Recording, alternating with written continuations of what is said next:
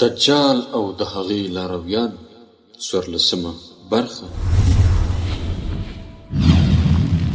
د سامسنګ ټلیفونونو له لارې د اسرائیلو جاسوسي تورونه د امریکایي کوربه لخوا په زړه پورې افشا شوې خپرونه. یو مشهور امریکایي شنونکي او کوربه جیمی ډرون څرګند کړی چې د سامسنګ سمارټ فونونه د کارکوونکو معلومات مستقیما اسرائیلو ته لیږدوي. دې افشاګانو د ټکنالوژۍ او امنیت سکتور کې لویه اندېښنه رامنځته کړې ده. جیمی ډرون ادعا کړې چې د اسرائیلي شرکت لخوا رامنځته شوې جاسوسي وسیله په پټه توګه د سامسنګ ټلیفونونو کې نصب شوي او نشي لرې کېدی.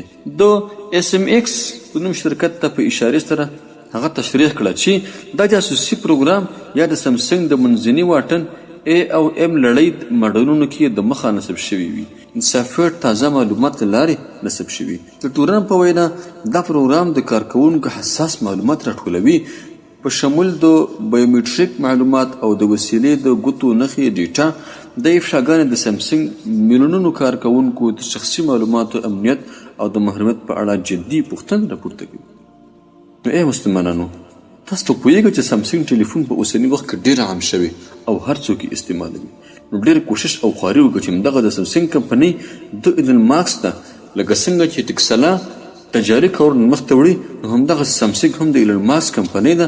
دا که هر څه موږ ته مخته کوي او په موږ یې پلوري او موږ یې استعمالوو، دا به ټولو د یهودو لپاره جاسوسي آلې بې له پوښتنې څخه وي. نو کوشش وکړو چې هغه ټلیفون چې ستاسو خپل هیواد اختراع کړی وي هغه استعمال کړئ، او که خپل هیواد کې مو نه وي بل اسلامي هیواد اختراع کړی وي هغه ټلیفون ته مخه کړئ او استفاده ورڅخه وکړئ.